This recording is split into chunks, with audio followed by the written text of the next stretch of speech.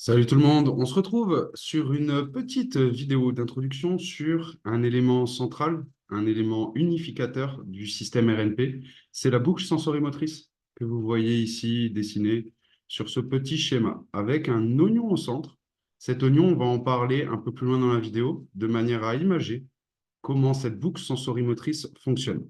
Quand on parle de neurofonctionnel, quand on parle de posturologie, quand on parle de réflexe archaïque et même quand on parle de mouvement et d'entraînement au sens large, on voit ça comme des outils pour moduler, pour calibrer la boucle sensorimotrice. Retenez bien calibrer. On parle également dans les théories de l'apprentissage, je vous invite à chercher du côté de l'écologie de l'apprentissage, de boucle perception-action. On parle bien d'apprentissage moteur. Et cette boucle perception-action, comment ça marche en simplifié? Vous avez des informations sensorielles entrantes.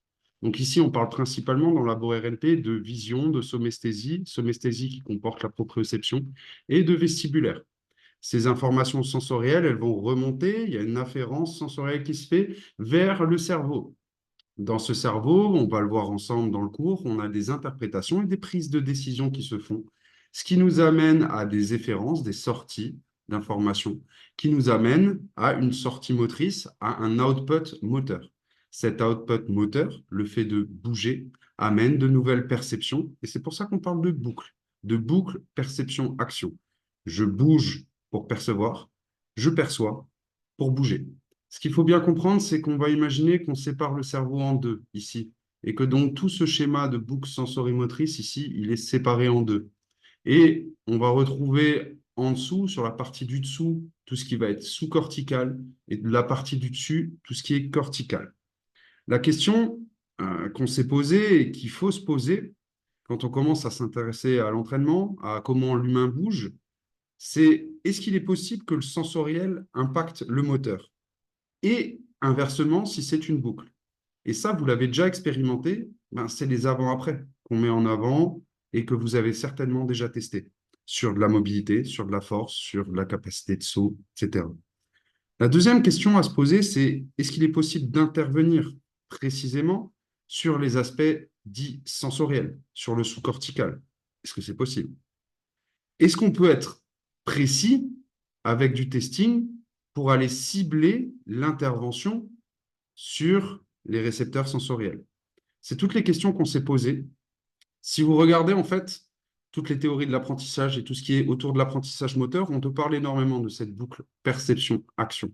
Berthoz en parle même, Alain Berthoz, où au final, les, les sens sont en éveil pour pouvoir bouger par la suite. Et la grande idée, c'est que quand tu tombes sur ce type d'écrit, sur ce type de réflexion, je vous invite à lire par exemple Rob Gray, qui fait un énorme travail autour de l'approche par contrainte dirigée et qui met en avant aussi l'approche différentielle dont on parlera dans le cours. L'idée, elle est simple, c'est que quand on tombe sur ce type de, de théorie et de mise en application, on arrive vite à se demander, OK, très bien, si je perçois pour bouger et que je bouge pour percevoir, moi, je suis cantonné à regarder comment je bouge.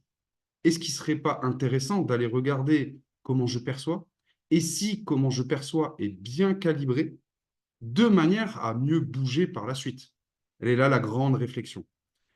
L'objectif de la formation Labo RNP, il est triple. Le premier, et je dirais qu'il est triple. Le premier, c'est comment tester la partie perception, la partie sensorielle de la boucle sensorimotrice de la boucle perception-action. Le second objectif, c'est comment concevoir des exercices en lien avec les résultats du testing. Donc là, on va commencer à parler d'individualisation.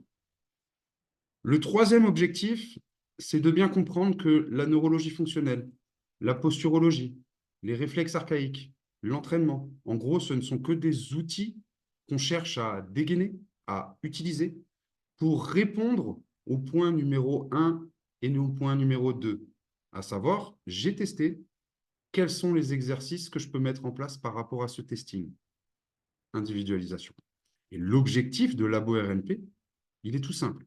C'est de calibrer au mieux possible la boucle sensorimotrice dans le temps, moyen, long terme, en ayant les 3 P, c'est-à-dire programmation, périodisation et planification des objectifs, donc comme un entraînement. Et comment utiliser les fluctuations dans l'instant, à la vitesse du système nerveux, pour moduler la boucle sensorimotrice immédiatement à court terme, dans l'entraînement, pour soutenir ce qu'on fait et ce qu'on apporte aux personnes qu'on accompagne, que ce soit en réhabilitation pour des kinés qui ont besoin de gagner rapidement une amplitude articulaire pour aller la renforcer, mais ça peut être aussi mitiger un shift en squat pour aller soulever un peu plus lourd, pour gratter une série un peu plus quand on est coach sportif ou quand on est prépa physique. Il faut voir la boucle sensorimotrice, je vous le disais, on allait en parler, comme un oignon qui est ici au centre. Quand on est donc naître, quand on est un jeune enfant, à part crier, manger et faire ses besoins, et respirer bien sûr, on ne fait pas grand-chose. Et on image ça comme un jeune oignon, tout petit, très peu de couches. Puis, ce qui va se passer au fur et à mesure du développement, c'est qu'on va progressivement calibrer les couches. On va ajouter des couches à ce jeune oignon de manière à devenir un oignon vraiment balèze. L'objectif de cette boucle sensorimotrice, c'est la même chose. On parle d'une première calibration dite à 100% pour les activités de base de la vie de tous les jours à environ l'âge de 7 ans. Les réflexes archaïques qu'on voit dans la formation et qui sont un outil qu'on utilise dans la formation ont une place de choix d'un point de vue ontogénétique de manière à calibrer la boucle sensorimotrice. Un réflexe archaïque, il est sensoriel puis sensorimoteur et il doit s'inhiber par la suite.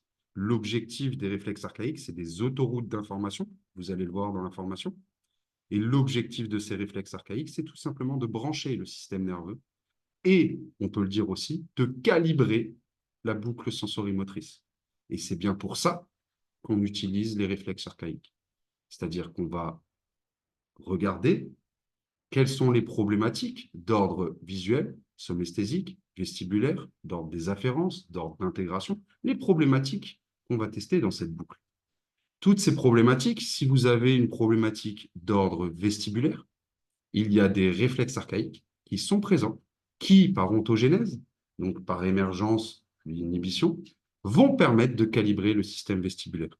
Ce qui veut dire que si on observe un système vestibulaire qui n'est pas calibré à 100% chez une personne adulte, est-ce qu'il ne serait pas intéressant d'aller en retro-engineering, aller regarder quelles sont les étapes qui, normalement, chez l'être humain, de manière archaïque, de manière ontogénétique, viennent calibrer ce système sensoriel-là.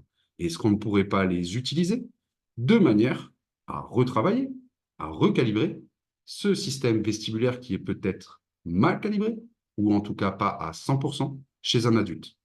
On peut voir la chose à l'inverse, ce qui est traditionnellement fait dans les courants de réflexes archaïques, où en réalité, on vient réintégrer réflexe archaïque après réflexe archaïque, soit dans un ordre ontogénétique, et ou suite à un testing en fonction de ce qui ressort le plus. Les couches, ce qu'il faut avoir en tête, c'est qu'elles sont fluctuantes dans la journée et au jour le jour. Vous allez le voir dans le cours, au travers, vous penserez à moi, de la balance de menaces. Elles sont fluctuantes dans la journée parce que dans cette boucle viennent, par exemple, l'interoception. Un des grands pourvoyeurs d'interoception, il y a le nerf vague, etc., mais c'est aussi les intestins, le second cerveau. Ce qui veut dire que votre boucle sensorimotrice, elle va dans la journée perdre des couches ou aller ajouter une couche. Et en fait, si vous regardez l'oignon ici sur le diapo, vous allez, en fonction des choses que vous faites dans la journée, parce que le système nerveux réagit dans l'instant, et tout travaille en même temps, monter d'une couche, descendre d'une couche, monter d'une couche, descendre d'une couche. Nous, notre objectif, c'est d'aller regarder à un moment T quel niveau de calibration, c'est-à-dire quel nombre de couches il y a chez la personne là, et quelle serait, au travers d'un testing, la couche suivante la plus importante à aller cibler de manière à faire grossir l'oignon. Bien évidemment, ça ne marche pas comme ça, dans un claquement de doigts. Oui, ça marche à court terme pour aider sur un échauffement, sur un entraînement, sur du renfort, etc. L'objectif, c'est de mettre un plan à moyen long terme, de manière qu'au fur et à mesure des semaines, on vienne stabiliser les couches supplémentaires jusqu'à arriver à une calibration à 100% de la boucle sensorimotrice de l'oignon. Un oignon le plus gros possible, le plus balèze possible. L'idée, elle est simple. Du coup, c'est que, je le disais, les couches sont fluctuantes dans la journée, au jour le jour, en fonction d'énormément de paramètres qu'on va détailler dans la formation. les réflexes archaïques, la posturologie, la neurologie fonctionnelle, l'entraînement, parce qu'on parle du mouvement, ils vont simplement permettre de cibler les éléments de la boucle sensorimotrice qui, en étant stimulés, vont permettre à la vitesse du système nerveux, c'est-à-dire dans l'instant, d'aller ajouter et ou enlever une couche de calibration, une couche de notre oignon. L'objectif, donc on l'a dit de nouveau, mais je le répète, à moyen long terme, est d'avoir une progression vers ce qu'on peut appeler une calibration à 100% de la boucle sensorimotrice. L'objectif à court terme, c'est-à-dire dans la séance, immédiatement, pendant le bilan, ou alors en fillers, donc en tampon entre deux exercices et ou au jour le jour, l'objectif à court terme, c'est de savoir observer et intervenir dans l'instant pour moduler les couches en fonction de l'état de la boucle à un instant T, de manière à soutenir l'intervention réalisée. LaboRNP, c'est un système qui se modèle sur ce que vous faites déjà. À savoir, on va l'utiliser pour soutenir votre profession actuelle et votre manière de travailler actuellement. C'est-à-dire que vous pouvez utiliser les effets à court terme du ciblage et de l'intervention sur la boucle sensorimotrice pour aller améliorer une amplitude, pour aller la renforcer si vous êtes kiné et que vous travaillez là-dessus. Même principe chez un prépa physique, même principe chez un coach sportif. En réalité, l'objectif de la boucle sensorimotrice et du système RNP, ce sont des outils qui viennent soutenir le travail que vous faites actuellement. On parle d'échauffement, de renforcement, du travail intra-séance, d'entraînement et d'effets immédiats. Pourquoi est-ce qu'il va falloir toujours revenir à cette boucle sensorimotrice? L'idée, elle est simple. Tous les cours présents sur la formation, ils ont un lien, et ils ont un lien, ils ont un élément central et unificateur qui est la boucle sensorimotrice. L'idée, c'est chaque cours vous permet de mieux comprendre et de mieux intervenir sur la boucle sensorimotrice. L'idée, quand vous allez être sur les différents cours qui vont suivre, que ce soit en neurologie, en posturologie, en réflexe archaïque ou en entraînement, ça va être de toujours regarder le cours avec un filtre et en vous disant, OK, comment ce cours, comment ces savoirs, comment ces savoirs pratiques s'intègrent et me permettent d'aller intervenir sur la boucle sensorimotrice. Ce qui amène très rapidement à se rendre compte, et vous le verrez, que tout, absolument tout, est un outil potentiellement valable en fonction d'un contexte. Les automassages, vous le verrez dans la partie proprio. Ce n'est pas le diable, ce n'est pas Dieu non plus, mais en fonction des contextes, ça peut être intéressant. Le voodoo floss, même principe. Donc, c'est tout ce qui est enserrement autour des articulations. Tout ce qui va être les étirements lents, les étirements balistiques, tout ce qui va être travail de débalancement interhémisphérique, tout ce qui va être travail autour du tronc cérébral, aller cibler certains nerfs crâniens, tout ce qui va être travail autour du cervelet. Et en réalité, tous les outils que vous pouvez trouver dans des méthodes, à droite, à gauche, autour de l'accompagnement de l'humain, peuvent éventuellement s'intégrer dans la boucle sensorimotrice et avoir leur place en fonction d'un contexte et d'une personne en face de vous. L'objectif de LaboRNP est d'être capable d'individualiser en fonction de la calibration et de l'état de calibration de la boucle sensorimotrice de la personne en face de vous, un programme d'entraînement qui viendra, sur le versant RNP, soutenir ce que vous faites déjà. Je le répète. Pour conclure, l'idée qu'on va avoir au travers de tous les cours, avec le bilan, le choix des exercices et tout l'entonnoir d'analyse qu'on va mettre en place au fur et à mesure, c'est de répondre à la question suivante. Une des questions, et pour moi, c'est une des questions principales. Quelle est la cible qui me permettra d'aller intervenir sur la couche d'oignon, la calibration, dont la personne a besoin et qui, par son utilisation, maintenant et dans le temps, rendra tout le reste de mon accompagnement plus facile, efficace et efficient, que je sois kiné, ostéo, prépa physique, coach sportif, prépa mental, sophrologue, psychomotricien, etc., etc., etc.